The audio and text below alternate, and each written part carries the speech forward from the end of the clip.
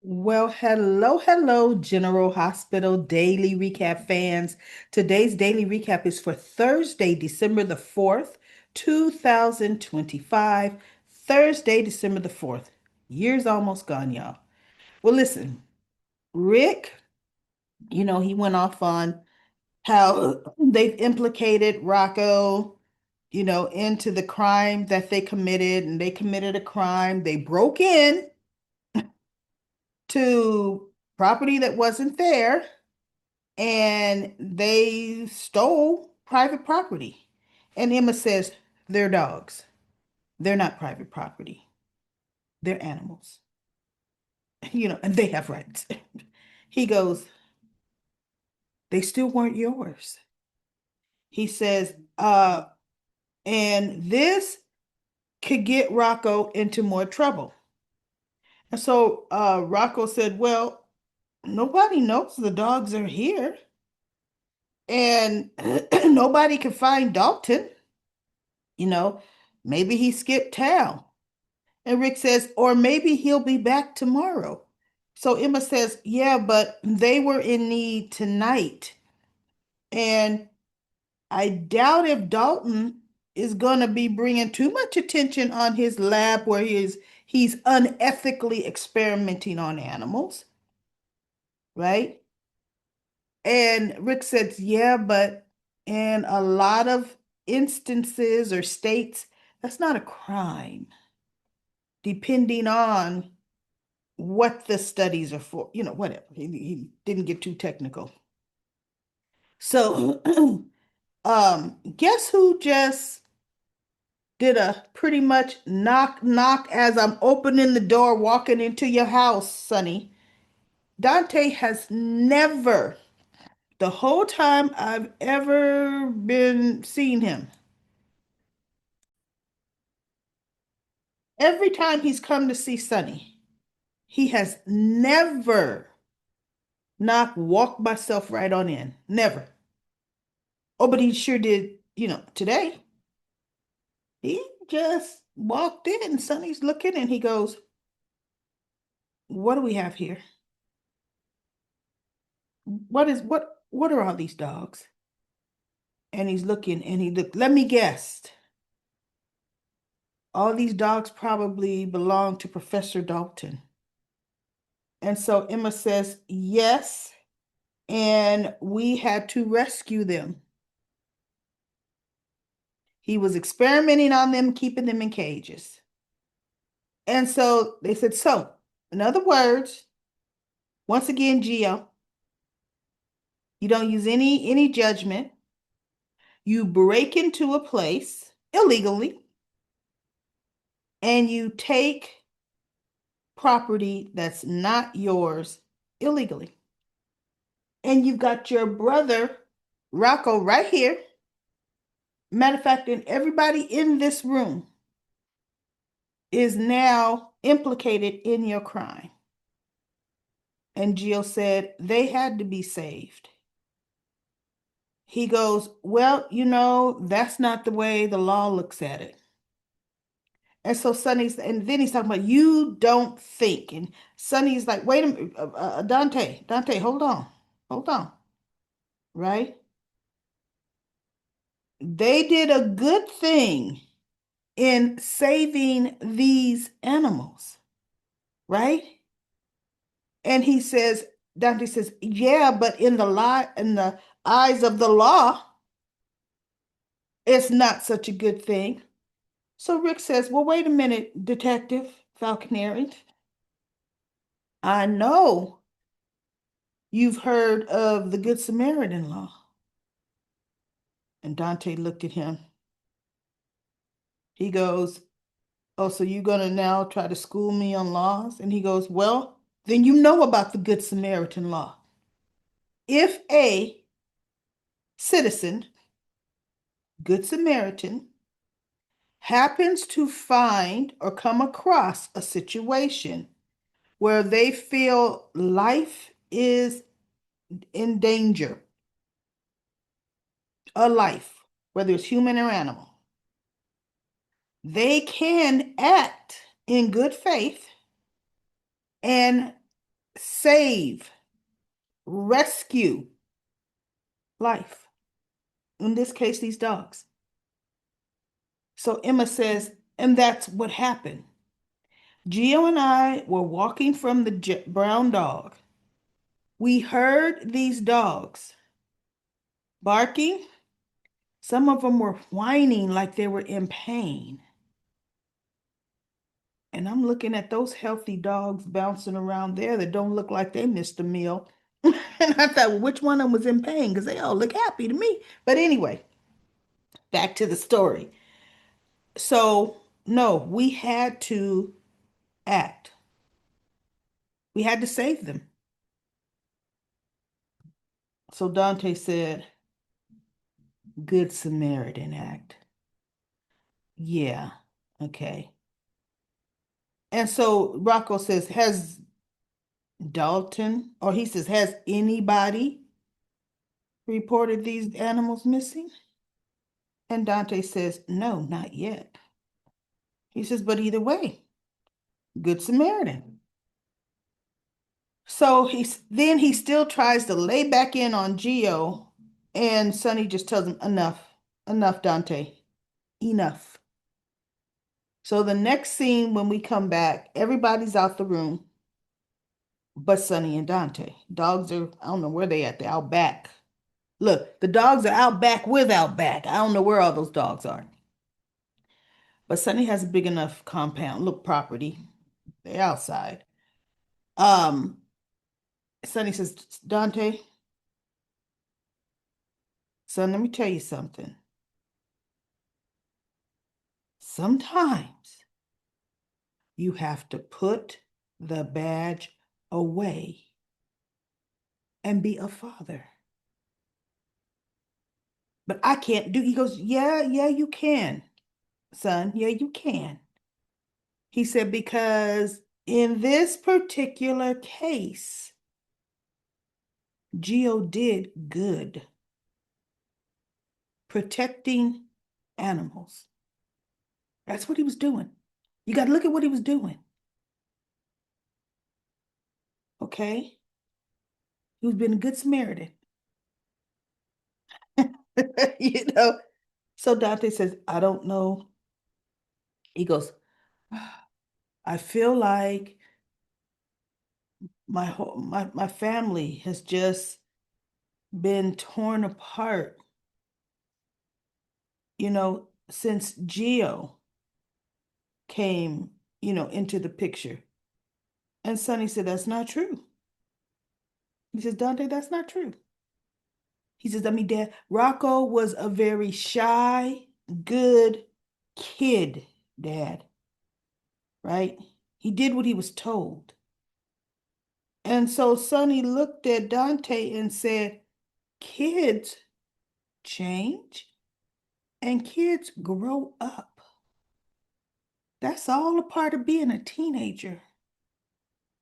He says, and I'm going to tell you, Dante, you're putting all that on Geo, and it doesn't belong on Geo. So Dante sat down. He goes, My son told me something today that just hurt me. It just hurt me in my heart.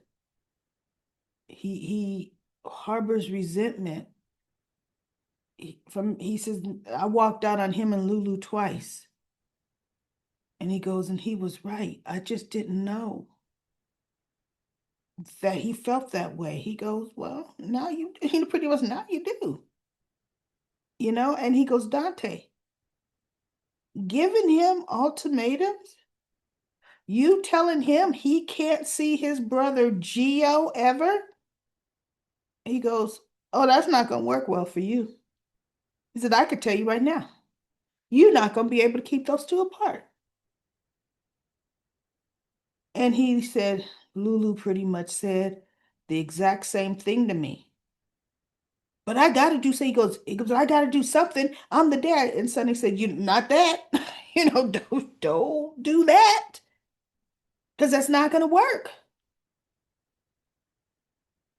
So they come back out from the back, Dante, Geo, Emma, Rocco, I think Rick was still with him.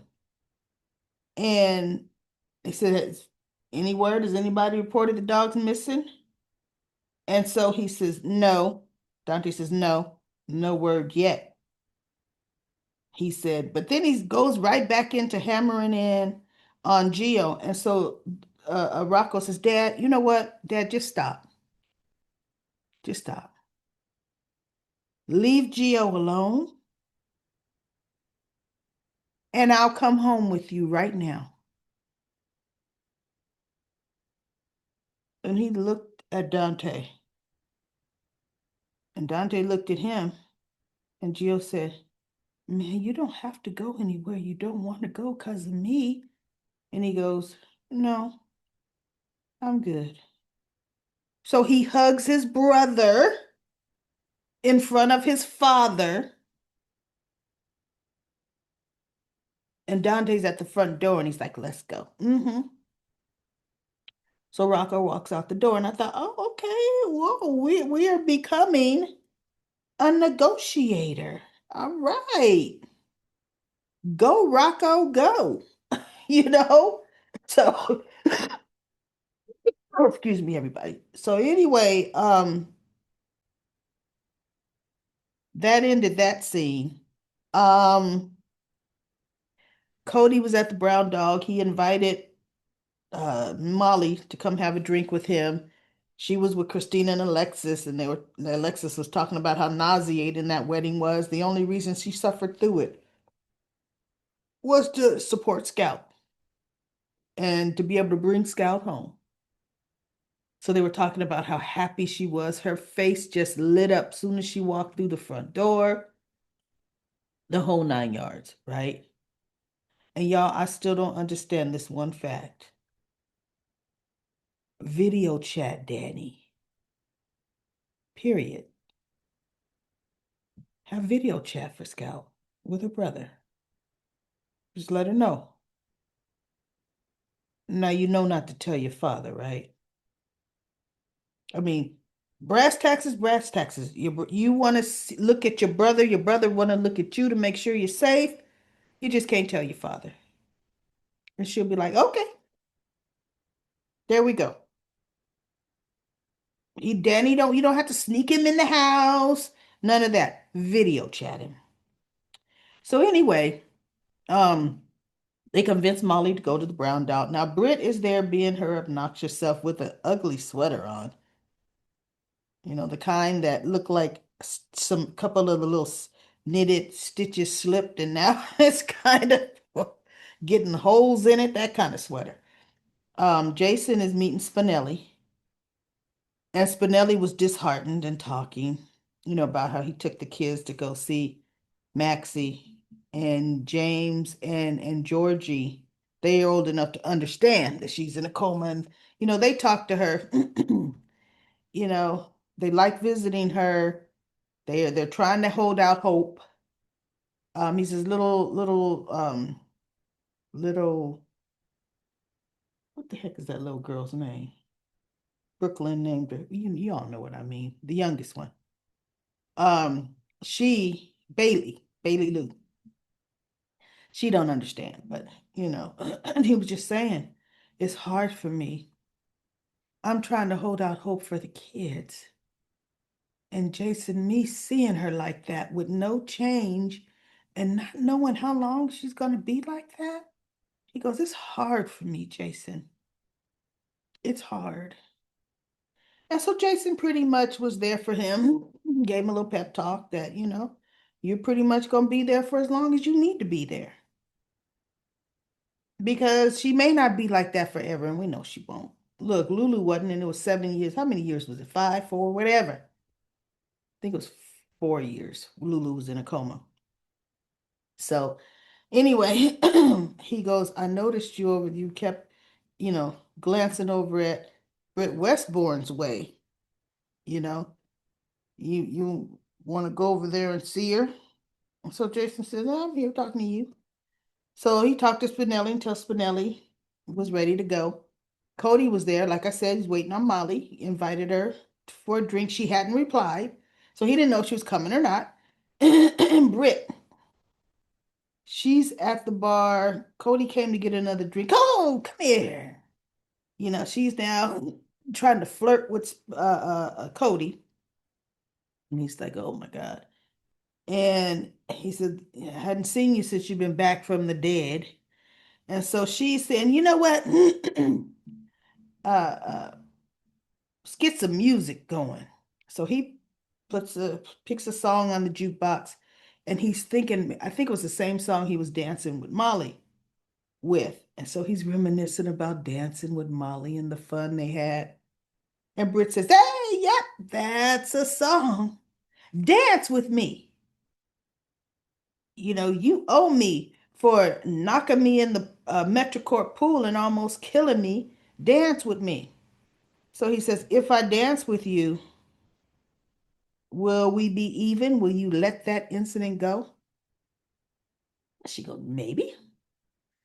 So they're dancing. And of course, guess who walks in at that moment looking gussied up? And she's watching. And I think it was the same song because she's looking like, what? And then Britt decides she's going to kiss him. She's doing this for Jason's benefit. So, of course, Molly sees this. And for somebody that didn't want to be kissed by anybody else, he let that go on way too long. But in true soap opera fashion, Molly just turns and stomps on out of there. And then he's, what are you doing? You know, this is a dance and nothing else. She goes, come on, you were attracted to me. He goes, that was then. He says, there's someone else now, right? So, no. And he goes, whether she finally shows up or not, no. Of course, Molly didn't get to hear that. So he's sitting down looking at his phone, and Spinelli is gone at this point. So Jason walks over to Britt at the bar, and she looked at him. She says, what? What are you doing over here?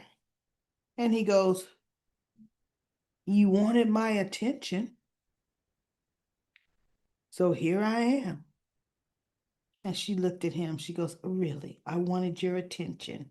So now she's in his face. And she goes, okay, since I wanted your attention so much, kiss me. I dare you. Kiss me. And Jason is just looking at her like, okay, you had too much to drink.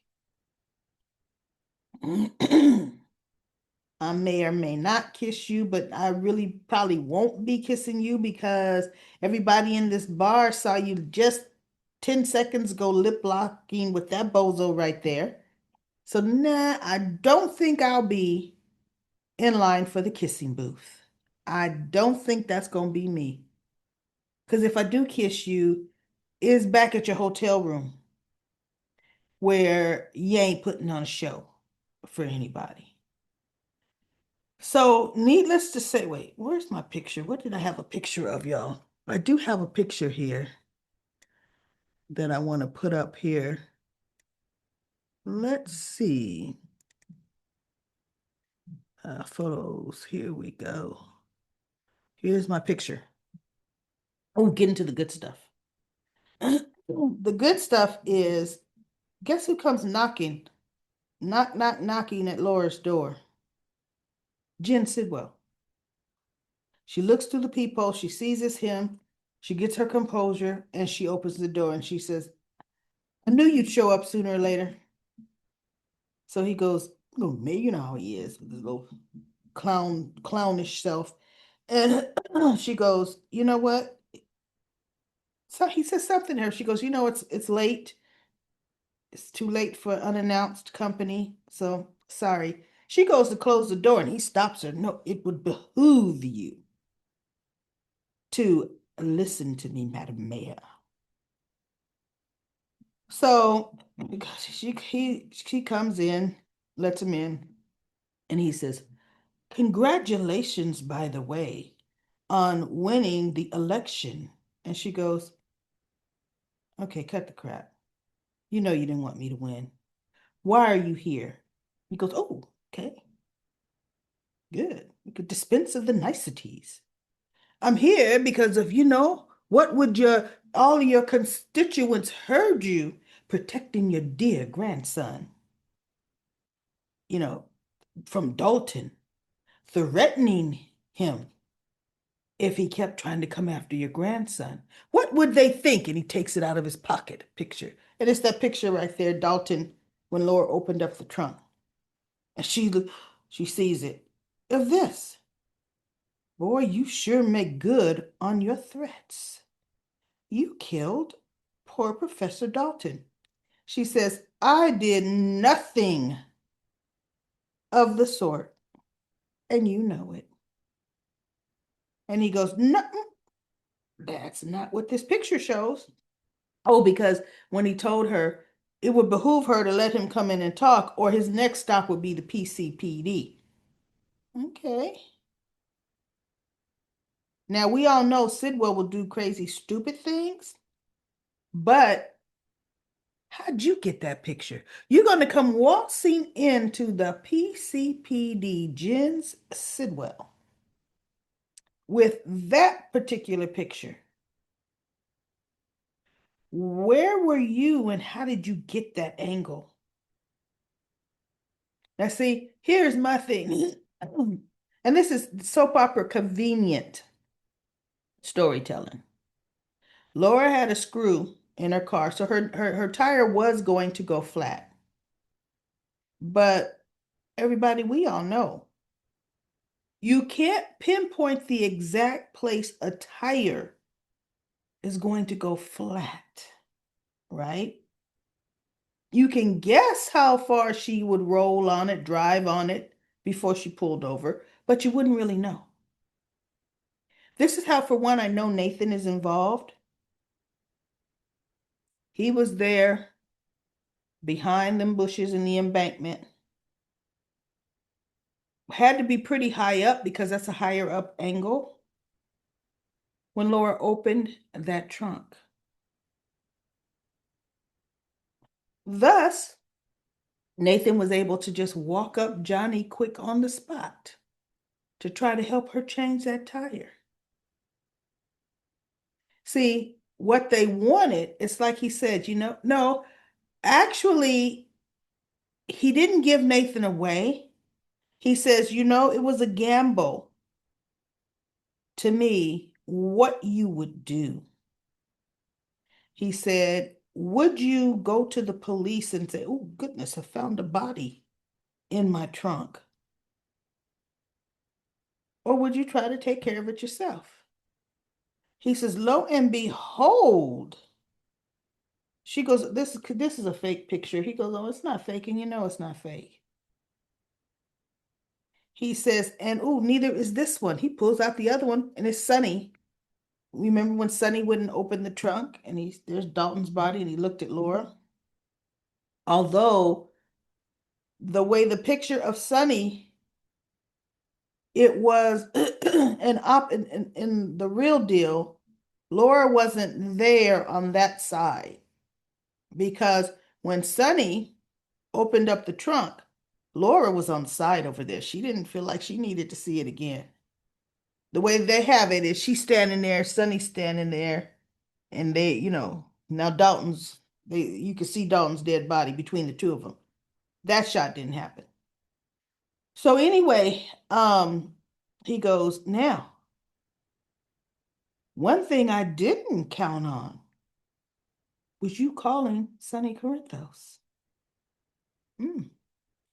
He says, oh, but this works to my advantage so well. I can easily eliminate both of you with this one incident. And Laura just looked. Laura said, well, you know what? I'll just resign. Is that what you're saying? Well, I'll resign. He goes, no, no, no, no, you won't. You won. I want you here. He goes, as a matter of fact, and then there's a knock on her door. And she's thinking, what? He goes, oh, I'll get that. Ezra Boyle was standing there. And what was so funny, everybody, is even though we all know the silhouette was Willow, the way Ezra wears his hair, and Sidwell, now you're seeing he's really pulling Ezra's strings, which we knew. He could have told him to go kill Drew. Could be Ezra, and Ezra Boyle is expendable. But anyway, um, he goes, "Oh, now you, I need a mayor in my pocket." And Ezra's standing there, and Ezra's just looking at her. And the funny thing was, Ezra didn't say a word, nor was he, you know how Ezra's loud and arrogant to Laura? He's just standing there like, oh my God. Like, so yeah, now you're implicated. You're dealing with this man, Sidwell, and Ezra knows Sidwell killed Dalton. He knows he's wrapped into this crap just like Laura's wrapped into this crap, right? So he's just looking at her. He goes, now here's how it's going to go. You're going to work for me. The things that I want done, you're going to do. And so Laura says, and if I don't, like I said, I could just resign. And you appoint Boyle as the new mayor. He goes, the citizens of Port Charles don't want Boyle. Boyle lost. And he looked at Boyle. And Boyle's kind of like, yeah, yeah, that's the mob, y'all. So he says, now, what's your answer? Laura says, I've dealt with worse people than you over the years. I'm still here and they're not. He goes, interesting. He says, you know what? I understand this has been a long day and you're probably tired. So I'm going to let you sleep on it. Okay. I won't expect my answer tonight because he realized she wasn't going to give him an answer tonight. So he kind of didn't want to force the issue because he didn't know just how stubborn Laura was going to be. And he would have to figure out, now I got to kill you too. And he needs her to do his bidding. So he kind of backed up in the guise of, I'm going to let you have some time. I'll be talking with you tomorrow. Because she goes, and what are things are you expecting me to do? He goes, oh, those little details will come in time. He goes, Ezra will be the one who is the go-between. He will come and let you know all the things I want done. And Laura says, that would look very suspicious to anybody. Ezra, Boyle, and myself working together on anything? And he goes, no, that's a minor detail that can be worked out. He lost. He can concede. And for the good of the city, he wants to work with the mayor. He goes, that's easily worked out. But to me, Laura should be like, you know what? I trust Ezra Boyle less than I trust you. So I get my request directly from you if I'm going to entertain this whole situation. Period.